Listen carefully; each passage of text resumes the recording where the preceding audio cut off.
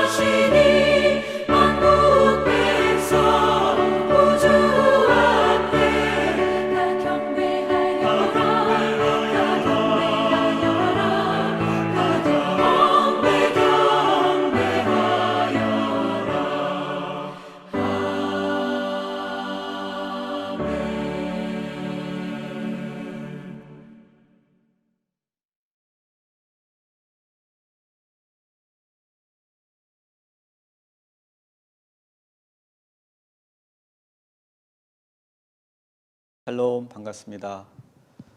우리는 어느새 대강절 마지막 주를 보내고 있습니다. 그리고 이번 주 금요일이 되면 드디어 우리가 그렇게도 기다렸던 성탄절이 기다리고 있습니다. 성탄절은 어른아이 할 것 없이 누구나 기다려지고 기대가 되는 그런 날인 것 같습니다. 모두 어렸을 적에 성탄절을 기다리고 또 선물을 기다리고 또 산타클로스를 기다리는 그런 추억이 있으실 겁니다. 저도 성탄절에 대한 좋은 기억들이 참 많이 있는데 선물을 기다리고 또 여러분은 산타클로스를 몇 살까지 믿으셨습니까? 저는 8살까지 산타클로스를 믿었었는데요. 요즘 아이들은 빨리 산타클로스의 존재를 알아버린다고 하죠.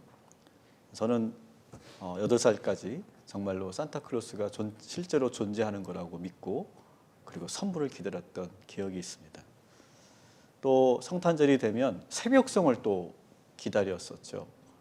그래서 이제나 올까 저제나 올까 새벽송을 기다리다가 깜빡 잠들었는데 금방 끝났다고 하는 소식을 듣고 또 어린 마음에 또 서운해서 울었던 적도 있었고, 또 청소년기 때는 성탄절만 되면 교회에서 목사님이 밤을 새워서 놀 수 있도록 그렇게 허용해 주셨기 때문에 그렇게 온라이트를 하면서 우리 학생들하고 친구들하고 게임도 하고, 그래서 밤을 새웠던 그런 기억도 있습니다. 이렇게 성탄절이 되면 저에게는 참 좋은 기억들, 기다렸던 기억들이 참 많이 있는데, 아쉽게도 이번 우리 코로나는 그런 좋은 추억과 기억들을 만들어내지 못하는 그런 성탄절이 아닐까 생각이 듭니다. 하지만 우리가 성탄 예배에서 우리 가정 안에서 따뜻하고 행복한 크리스마스 축제가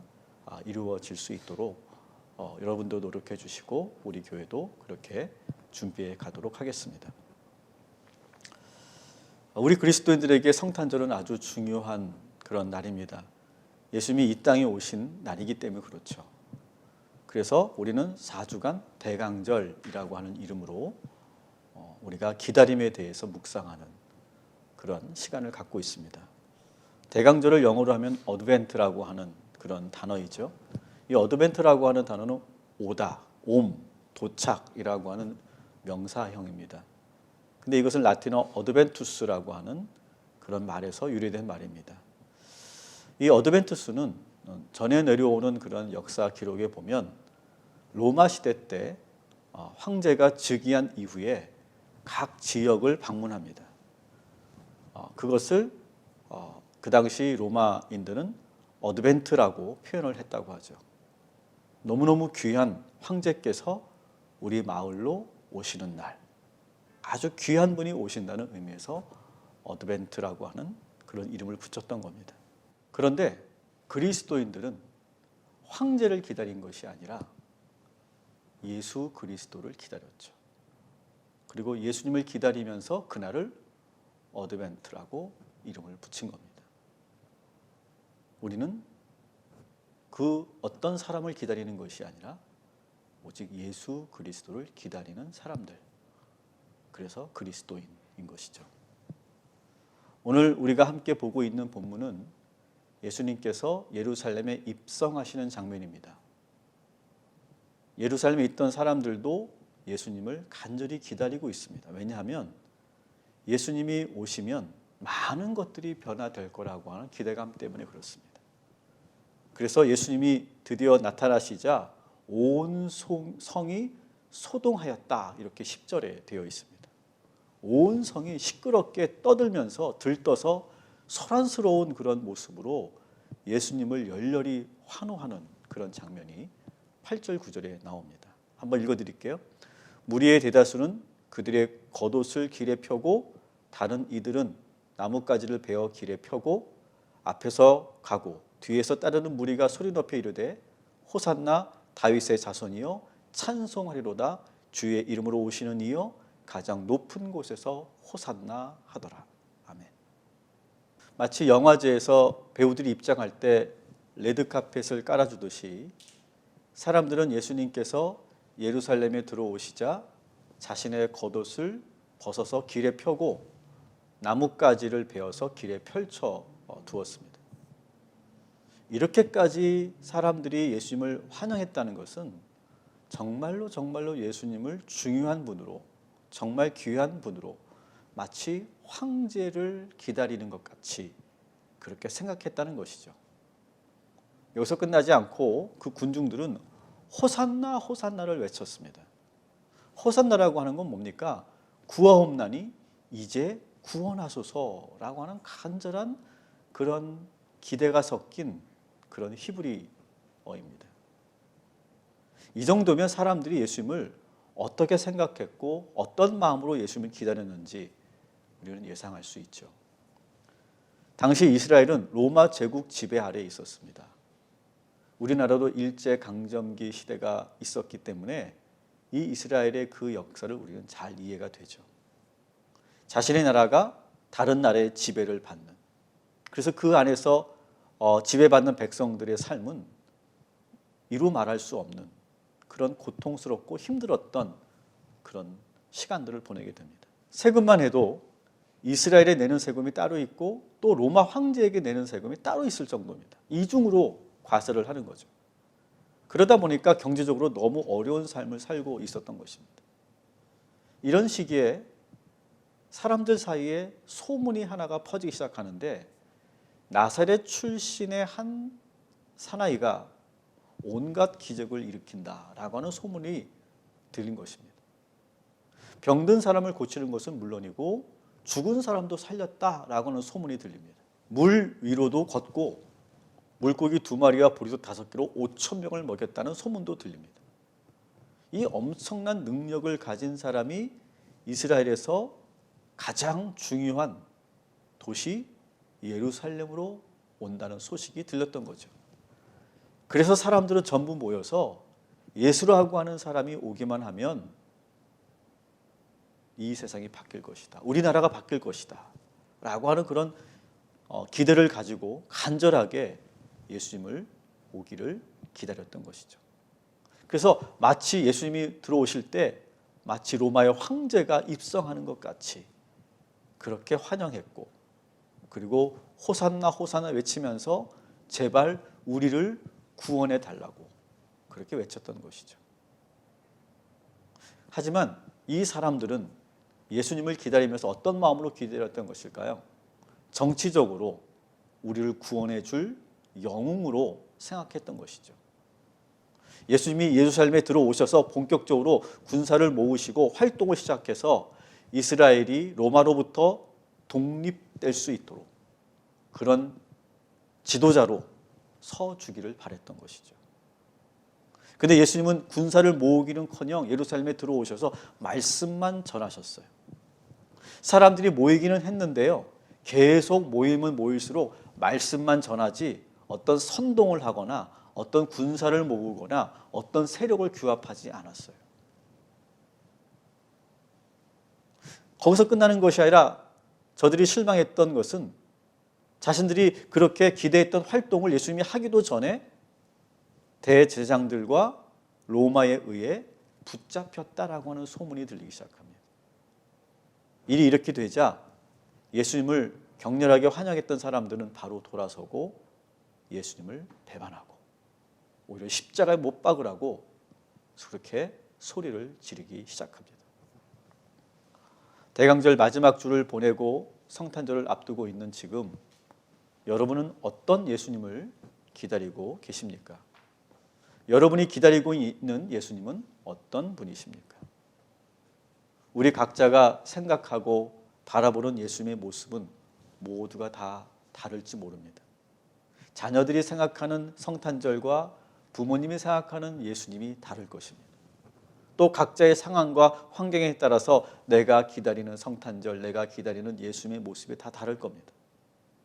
누군가에게 예수님은 사랑과 자비의 예수님으로 생각될 수 있고, 누군가에게는 나에게 도움을 주시는, 나에게 물질을 주시고 나에게 취업을 주시는 그런 어떤 분으로 생각할 수도 있을 겁니다. 또 누군가에게는 내가 잘못된 길을 갈 때 올바른 길로 돌아오게 하시는 분이라고 생각할 수도 있겠죠. 어떻든 다 괜찮습니다.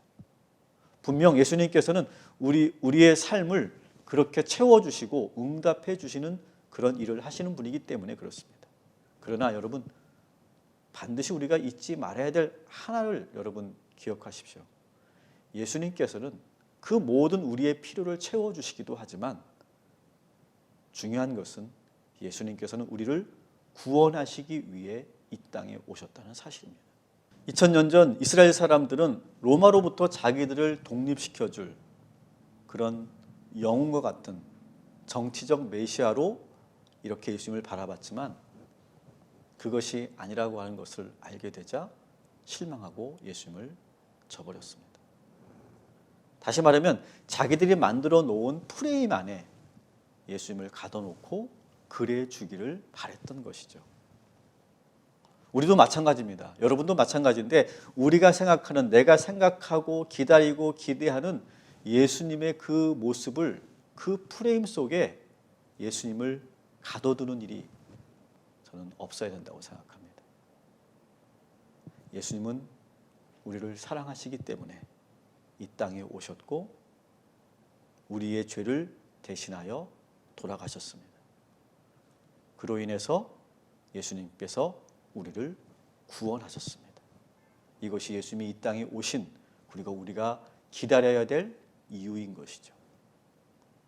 이 사실을 분명하고 확실하게 믿는 우리 가족들 되기를 주님의 이름으로 축원합니다.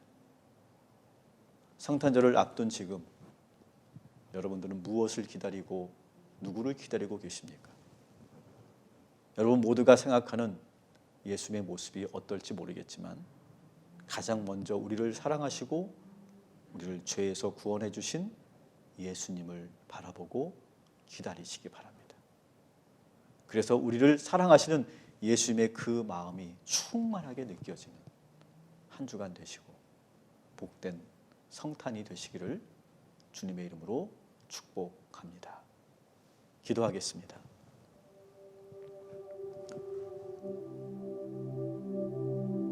(2000년) 전 유대인들은 각자 자기들이 원하는 그런 틀 속에서 예수님이 그렇게 되어주기를 간절히 기다리고 외쳤습니다. 그러나 정작 예수님이 이 땅에 무엇 때문에 오셨는지, 왜 오셨는지는 궁금해하지 않고 자기들의 그 원하는 모습으로 예수님께서 오시지 않았다고 실망하고 저버리고 돌아섰습니다. 우리도 예수님을 지금 간절히 기다린다고 하면서 우리가 원하는 모습으로 예수님이 와주기를 고집하고 있는지 돌아볼 수 있도록 인도하여 주시옵소서.